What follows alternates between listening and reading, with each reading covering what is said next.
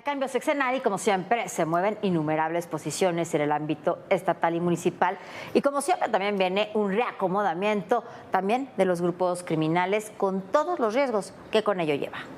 Los que están previendo especialistas nacionales y extranjeros es que vendrá un fortalecimiento del grupo de los Chapitos ante la edad y la enfermedad del Mayo Zambada, la debilidad aparente de su tío Aureliano Guzmán, que le disputa ahí el liderazgo del cártel, los problemas sucesorios ante la enfermedad también del Mencho en el cártel Jalisco Nueva Generación y las debilidades que tiene el crecimiento tipo franquicia de este tipo de organizaciones criminales. Quizás estemos en un escenario similar al del fin de sexenio de Calderón, con el debilitamiento profundo que tuvieron en aquella época los Beltrán, el cártel de Juárez, los Zetas y la consolidación del cártel de Sinaloa. Pero en este caso no es todo el cártel, son en particular el grupo emergente, el de los Chapitos. Los cárteles mexicanos de mayor expansión sufren reacomodos. Tanto el cártel de Sinaloa como el cártel Jalisco mantienen luchas internas por los liderazgos. Esto debido a la salud y a la neutralización de algunos líderes criminales.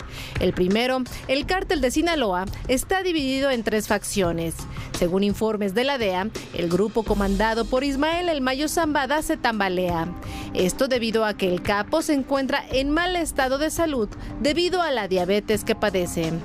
Es el único capo de la vieja escuela que nunca ha pisado la cárcel, pero lo que no pudo evadir fue la vejez y la enfermedad. Según el informe de la DEA, en caso de que el Mayo no esté, quienes siguen en la cadena de mando podrían intensificar las disputas y convertir la lucha en una de las más sangrientas. Agencias de seguridad de Estados Unidos identifican a la facción del Mayo como una de las más relevantes, que ha expandido su negocio de fentanilo, metanfetaminas y cocaína en Estados Unidos. Otro viejo capo que se presume ha sido debilitado en su estructura es Aureliano Guzmán Loera, alias El Guano, hermano del Chapo, y quien, de acuerdo con la DEA, opera en diversas zonas de Sinaloa, como Escuinapa, Tamazula y Badiraguato, con un centro de operaciones en La Tuna. El deterioro de salud del Mayo y la poca fuerza del Guano pueden ser aprovechadas por la otra facción del cártel de Sinaloa que lideran los Chapitos, hijos de Joaquín Guzmán Loera, una facción encabezada por Iván Archibaldo y Jesús Alfredo. Hasta el momento, las mayores disputas de los Chapitos y el Mayo Zambada se dan en la frontera entre Sonora y Baja California. Mientras que en el cártel Jalisco Nueva Generación, las agencias estadounidenses tienen en la mira a 5 posibles sucesores debido a que Nemesio Ceguera Cervantes, de 57 años, es reportado como grave de salud. Trasciende que permanece escondido en la sierra entre Jalisco, Colima y Michoacán. Sus posibles sucesores son operadores cercanos debido a que sus hijos han sido extraditados a los Estados Unidos. Uno de ellos es Audias Flores Silva, el jardinero, quien controla varios laboratorios de metanfetamina en la región central de Jalisco y el sur de Zacatecas. Juan Carlos Valencia González, hijastro del Mencho, es responsable de la fabricación, transporte y distribución de toneladas de narcóticos. Ricardo Ruiz Velasco, el Doble o la Tripa, con quien supuestamente habría creado cuerpos de élite dedicados a enfrentar a organizaciones delictivas rivales como la familia michoacana. Y Gonzalo Mendoza Gaitán el Sapo, jefe regional en la costa norte, Sierra Madre Occidental y Valles, que tiene su base de operaciones en Puerto Vallarta. Esta no es la primera vez que los cárteles mexicanos sufren reacomodos. En 2011, los cárteles de Juárez y de los Beltrán Leiva fueron neutralizados, incluso perdieron terreno, y quienes fueron ganando fueron otros grupos que en ese momento se expandían de forma acelerada. Tal es el caso de los Zetas y el propio cártel de Sinaloa. Estos cárteles peleaban en el terreno fronterizo para poder enviar los cargamentos a Estados Unidos y en diversos puntos clave para el contrabando en el interior del país. Algunas de las ciudades de mayor relevancia para esos cárteles eran Ciudad Victoria, San Luis Potosí, la Ciudad de México, Monterrey, Guadalajara, Durango, Torreón, Saltillo y Chihuahua. Tanto en 2011 como en la actualidad, los municipios que se comunican a través de carreteras que van de sur a norte o a lo largo de las costas se convierten en plazas prioritarias para los grupos criminales. Bueno, en esto habrá que ver muchas cosas, hay muchas variables, como decía Viviana al inicio de este programa, a los cambios sexenales y sobre todo después de una elección tan amplia como la que tuvimos, mueve también muchas cosas. ¿Por qué? Porque no nos engañemos, el narcotráfico para crecer, el crimen organizado en general para crecer, no lo inventamos, los mexicanos lo dicen todos los especialistas, necesita de la corrupción y necesita también de corromper y apoyarse en ámbitos sociales, pero sobre todo gubernamentales. Y entonces se mueven muchas cosas cuando hay tantos cambios políticos. Pero en la propia estructura de los grupos criminales, cada día que pasa, pareciera que los chapitos se van consolidando operativa, financiera y en lo que entienden estos grupos, en el uso de la violencia. Del que somos el primer país exportador. ¿Renunció por qué? Porque no estaba de acuerdo en la magnitud que ha tenido el narcotráfico mexicano. Las confrontaciones, las reacciones.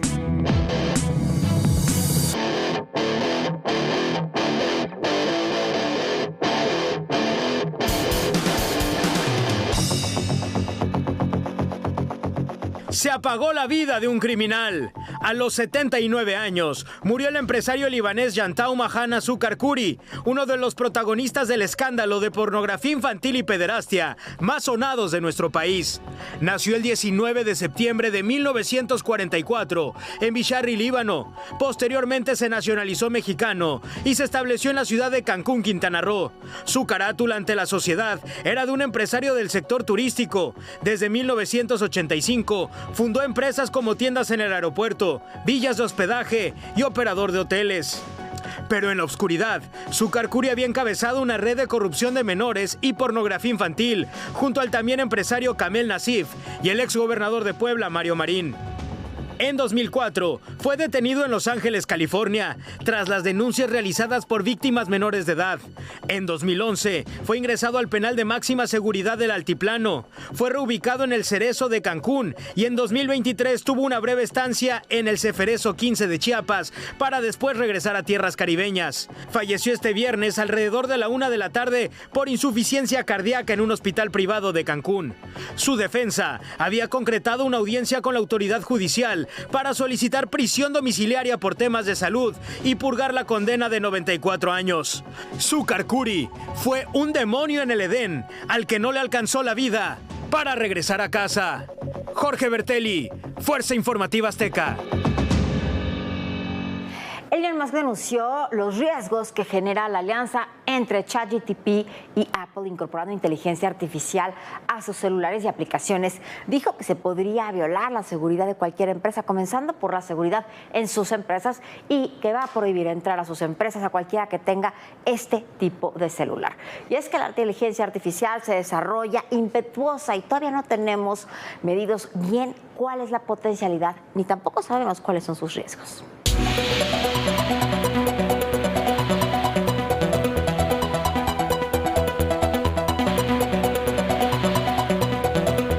Today, we're going to have some incredible updates to our platforms. And I'm excited that we'll introduce profound new intelligence capabilities that we hope will inspire developers, delight users, and make our platforms even smarter and more useful than ever. En días pasados, la empresa estadounidense Apple presentó al mundo su nueva gama de dispositivos, que incluye inteligencia artificial generativa llamada Apple Intelligence, la cual se integrará al conjunto de aplicaciones de sus productos, ya que apunta a convertirse en la imagen de ese tipo de inteligencia y así obtener una ventaja sobre su rival Microsoft. Esta nueva incursión dentro del mundo de las inteligencias generativas no viene sola, sino en asociación. La empresa que en 2022 se hizo famosa con su creación ChatGPT, un sistema de chat mediante inteligencia artificial, el cual está entrenado para mantener conversaciones de manera convencional, ya que su base de datos le permite entender contextos de escritura.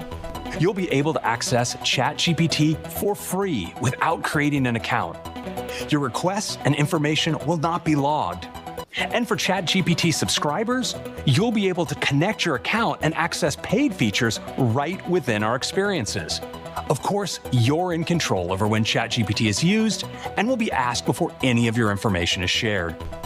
Sin embargo, contrario a lo que se pudiera pensar, para Elon Musk esto refleja una contradicción para Apple, quien se ha destacado en el sector de innovación tecnológica y que también podría ser un riesgo para los usuarios, quienes pondrán en las manos de la inteligencia artificial sus datos.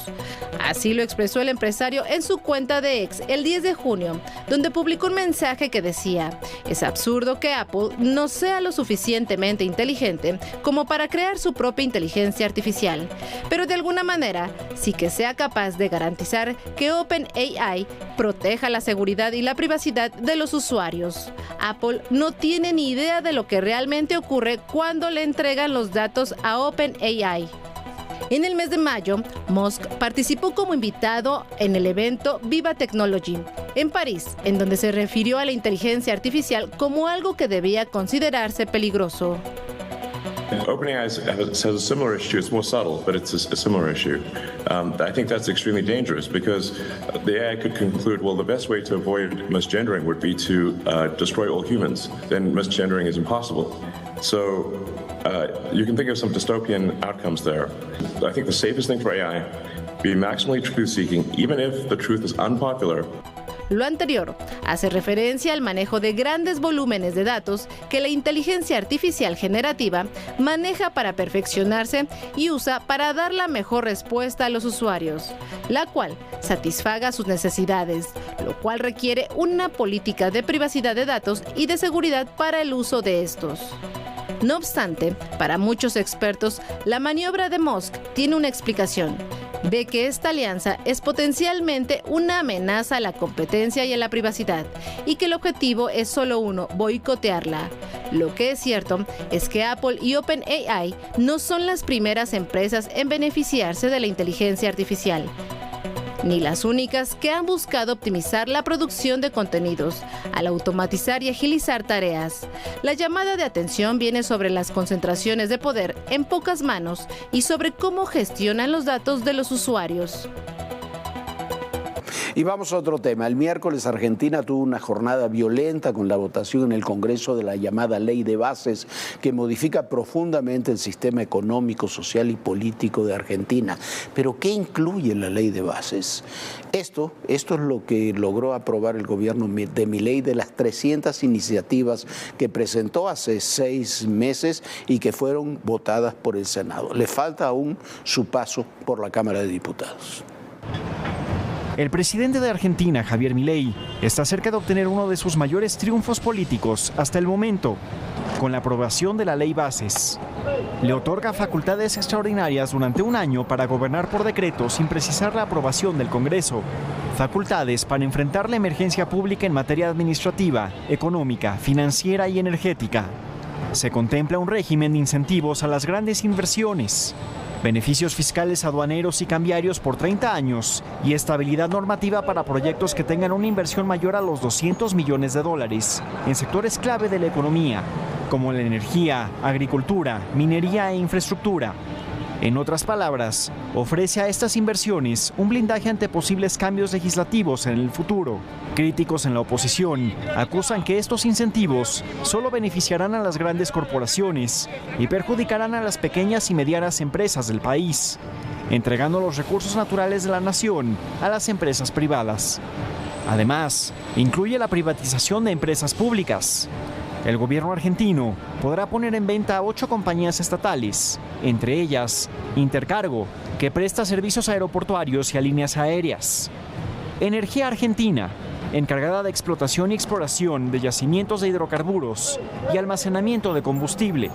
Otras empresas estatales como Aerolíneas Argentinas, Correo Argentino y la radio y televisión pública aún está por definirse si se privatizan o no. Uno de los puntos más polémicos de la ley es la reforma laboral, que busca incentivar el empleo formal con beneficios a empleadores que regularicen a sus trabajadores. Sin embargo, También se eliminan las sanciones a las empresas que contraten personas sin prestaciones o derechos laborales. Y se crea una nueva figura laboral, el trabajador independiente con colaboradores, que permita a cualquier persona contratar a 5 trabajadores sin tener una relación laboral directa con ellos. Estas medidas provocaron manifestaciones violentas de sindicatos y trabajadores en las calles de Argentina. Las fuerzas de seguridad repelieron a los manifestantes. También se crea la figura de amnistía fiscal, que permitirá a todos los evasores de impuestos regularizarse sin tener que pagar multas, con excepción de personas que hayan ejercido un cargo público en los últimos 10 años. La oposición señala que esta figura podría fomentar el lavado de dinero de organizaciones criminales. La ley Bases prevé el cierre de todos los organismos estatales, con excepción de 20. Algunos de los que permanecerán abiertos son el CONICET, principal organismo de ciencia y tecnología del país, el Instituto Malbrán, que es el principal referente en enfermedades infecciosas en Argentina, o el Banco Nacional de Datos Genéticos, que guarda la información de personas desaparecidas. Esta ley fue aprobada en el Senado argentino con 37 votos a favor y 36 en contra. El voto de desempate lo otorgó la vicepresidenta argentina, Victoria Villarruel, quien también funge como presidenta de la Cámara Alta. Ahora la ley Bases regresará a la Cámara de Diputados para su aprobación final. Hugo Vela, Todo Personal. Y este domingo es Día del Padre y bueno, existen paternidades responsables y también existen paternidades tóxicas, sobre todo en estos países como el nuestro con fuerte influencia machista. Y bueno, ¿qué se entiende por una y por otras? Por las paternidades responsables y por las paternidades tóxicas. Este domingo 16 de junio hay festejo y es por el Día del Padre. Para muchos un día para abrazar y consentir a quien por muchos años nos ha dado apoyo, cariño y comprensión. Pero no en todos los casos este día es una celebración. De acuerdo con especialistas, los padres tienen 2 funciones principales: dar amor a sus hijos y formarlos para la vida. Cuando esto se lleva a cabo, hablamos de una paternidad responsable. La crianza positiva es un estilo educativo basado en el apego seguro. Cuando un padre de familia se esfuerza por crear un vínculo fuerte con sus hijos y sus hijas y fomentar una relación de respeto mutuo y comprensión. El objetivo es educarles para que se desarrollen de forma adecuada, a fin de que se relacionen con la sociedad de forma constructiva y no violenta. Pero algunos progenitores en realidad generan daño, porque no logran hacerlo primero y otros porque fallan en lo segundo. Los especialistas explican que los padres de los llamados baby boomers y de la generación X solían tener más problemas a la hora de brindar cariño y contención emocional a sus hijos. Existe el fenómeno del contexto, donde se vive en un hogar donde hay mucha violencia y donde el machismo predomina e incluso hay abuso sexual. México es uno de los países donde reportan un incremento en el maltrato infantil. En 2020 se registraron 27.526 personas entre 1 y 17 años que fueron atendidas en hospitales por haber sido víctimas de violencia familiar o no familiar. Los métodos violentos como gritos, golpes y humillaciones para educar a niños, niñas y adolescentes están muy normalizados. 6 de cada 10 menores de 1 a 4 años los sufren. Un rasgo de un progenitor tóxico es la manipulación, el llamado abuso emocional. El eje de esta forma de abuso tiene que ver con la culpa. El adulto se hace la víctima frente al menor para chantajearlo y conseguir lo que quiere. Y si antes los padres limitaban a sus hijos para lograr su misión, hoy lo hacen con la intención de protegerlos. La toxicidad pasa por sobreproteger a los hijos, queriendo evitarles cualquier sufrimiento o frustración. Otra característica de los padres tóxicos es que llegan a ser negligentes. Si en décadas pasadas hablábamos de padres de familia ausentes o el que no prestaba atención a su hijo, hoy es el que lo deja comer lo que quiere, faltar al colegio, no hacer la tarea y faltarle el respeto a los demás. Y es que muchos son permisivos, tienen miedo de ponerle límites a sus hijos. Esto hace padres que descuidan las necesidades físicas, emocionales, sociales y académicas de los hijos. Y como siempre, que ver, que oír y que leer este fin de semana. Que ver un gran documental, la verdad es un gran documental que va enlazando la historia de Adolf Hitler y el nazismo con los juicios de Nuremberg a través de muy buenos testimonios, muy buenas recreaciones y llevando como hilo la narración del único periodista estadounidense que fue testigo como corresponsal de ese proceso, William Scherer. El docudrama, pues es un docudrama, sí está construido, se llama Hitler y los nazis, fue dirigido por Joe Berlinger, que ya ha dirigido también otro gran documental, recuerda usted, de Brian Epstein, y como dice el New York Times sobre Hitler y los nazis, es un trabajo que tiene múltiples referencias al mundo actual. Habla, entre otras cosas, del proyecto de Hitler de hacer a Alemania grande de nuevo, de la descripción que hacen los nazis sobre las críticas de los medios de comunicación, calificándolas como noticias falsas, el refugio de montaña de Hitler en Berchtesgaden, que es, dice el propio documental, es algo así como la mansión de Mar-a-Lago de Hitler. En los 6 capítulos, por supuesto, no se nombra a Trump, pero está siempre presente. Pero más allá de eso, es un gran documental, un gran trabajo. Que hoy se cumplen esta semana 40 años de la salida de un disco que marcó toda una era. Se trata de Born in the USA de Bruce Springsteen, un disco fantástico, a mí me encanta, que es todavía muy actual y que muchos confunden por su estribillo con una apología del ser estadounidense. Incluso, porque se veía que nunca lo había escuchado detalladamente, fue celebrado en un discurso por Ronald Reagan cuando era presidente, pero la verdad es todo lo contrario.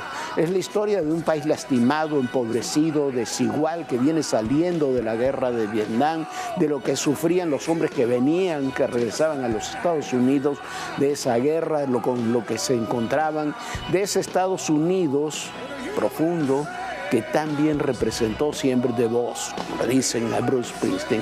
Con ese disco, Springsteen se confirmó como uno de los grandes compositores e intérpretes del rock, lo fue entonces y lo sigue siendo 40 años después. Sus conciertos son multitudinarios y son los que mayor cantidad de gente están nucleando fuera de los de Taylor Swift. 40 años, se han ido rapidísimos. Y se acaba de publicar una gran antología de textos de Julio Scherer García, el fundador de Proceso, que fue director de Excelsior, titulada Periodismo para la Historia. Tiene una enorme cantidad de artículos, crónicas, entrevistas, magníficamente bien realizadas a lo largo de muchos años, de muchos actores y lugares en el mundo. Es una lección de buen periodismo, de combinación de géneros, de honestidad intelectual. Es un libro para todos, pero particularmente para quienes participamos, estamos interesados en este tipo de periodismo que es viable y que es posible. Han pasado los años y esos textos no parecen haber perdido vigencia. Sí tiene un problema el libro, es un libro grande de 700 páginas, pero para condensarlo, en la editorial lo han editado con una tipografía muy pequeña que hace difícil, la verdad hace difícil la lectura, se cansa rápido la vista. Habría que haberlo sacado, perdón por la recomendación, uno fue editor en alguna época de su vida, habría que haberlo sacado en 2 tomos con mejor tipografía y tamaño de letra. Un consejo: cómprelo en papel y cómprelo en electrónico si usted puede.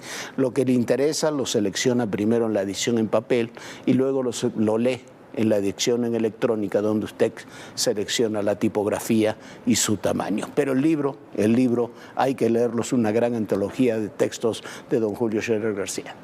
Sin duda, Jorge, lo que dices tú es muy cierto.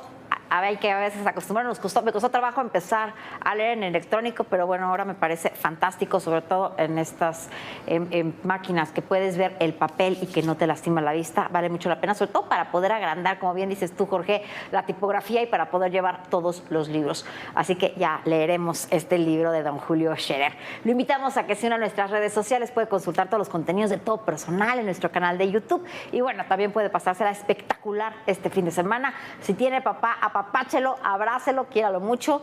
Si es papá, también abrace y apapache y disfruta a sus hijos. Descanse, sueñe bonito y bueno, nos vemos por supuesto el próximo lunes. Y bueno, Jorge, feliz Día del Padre. Muchísimas gracias, Viviana. Felicidades el próximo domingo a todos los padres y recuerden, en el poder y en la política todo, pero absolutamente todo es personal. Gracias.